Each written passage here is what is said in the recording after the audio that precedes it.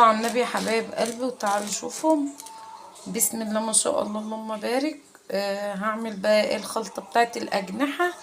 بصوا، معايا قرن شطة أحمر، معايا قرن فلفل أخضر، معايا طماطمية، معايا بصلتين وبصلتين حمر وبصلتين بيض، قطعتهم زي ما انتوا شايفين كده، وليمونية مقطوعية.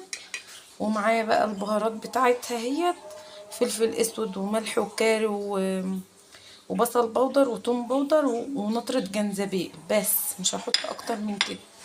ماشي، هحط بقى في الخلاط زي ما انتوا شايفين كده اهوت. كل ده هحطه في الخلاط، البصل والفلفل والشطة زي ما انتوا شايفين كده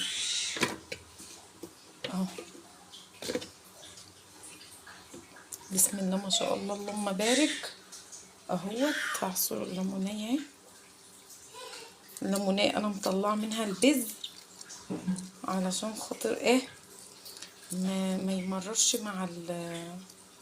مع التتبيله دي. التتبيله دي جميله.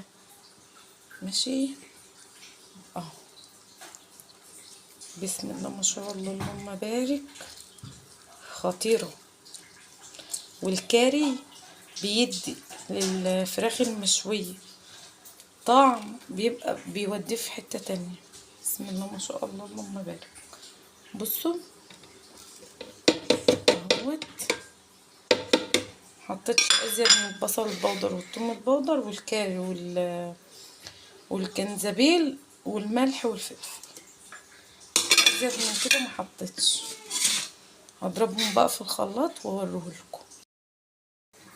بصوا يا حبايبي اهي بعد ما ضربتها اهي، انا زودت لها فص ثوم واحد ومعلقه عسل ابيض، بس ريحتها خطيره وطعمها فظيع.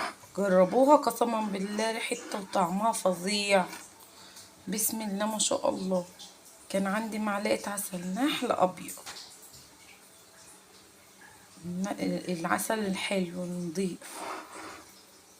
او اي عسل ابيض، معلقه مش مليانه.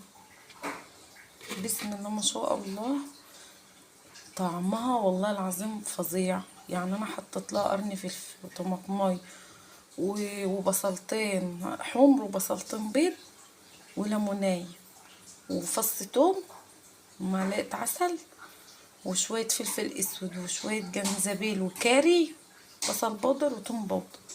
بسم الله ما شاء الله، خطيره قسما بالله، ريحتها وطعمها فظيع.